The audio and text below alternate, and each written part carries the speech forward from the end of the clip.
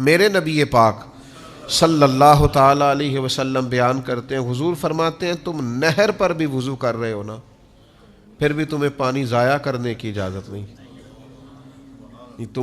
تمہارے پاس اتنا وسیع پانی موجود ہے کہ نہر ہی چل رہی ہے، تو وہاں بھی تمہیں یہ اجازت نہیں دی جا سکتی کہ تم پانی کو ضائع کرو، وہاں بھی جتنی تمہاری ضرورت ہے اتنا پانی حاصل کرو، ضیاء کی یہاں بھی گنجائش نہیں ہے۔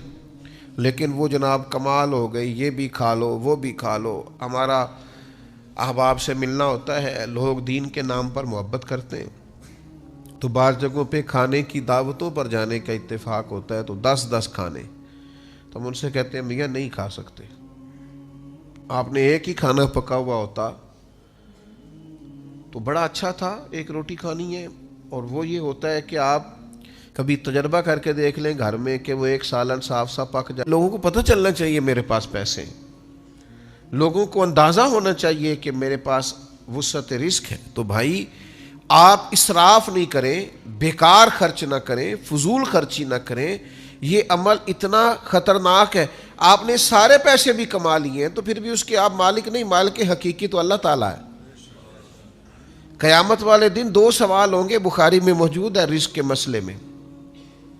محض یہ سوال نہیں ہوگا کہ کمایا کہاں سے تھا، کریم فرماتے ہیں یہ بھی پوچھا جائے گا کہاں سے کمایا، اور یہ بھی پوچھا جائے گا لگایا کہاں پہ۔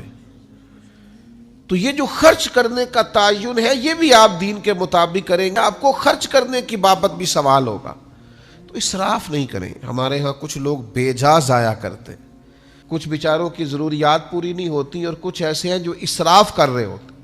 اس اسراف سے بچیں، اپنے آپ کو اس سے بچائیں۔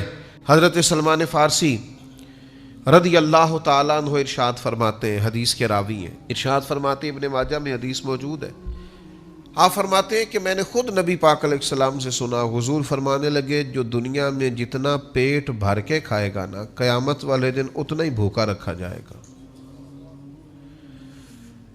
بہت زیادہ سیر ہو کے کھانے کی دین اجازت نہیں دیتا، اگرچہ آپ کے پاس جائز ہے، آپ کا اپنا ہے، آپ مالک ہیں، لیکن حضور نے فرمایا کافر 7 آنتوں سے کھاتا ہے، مومن 1 آنت سے کھاتا ہے۔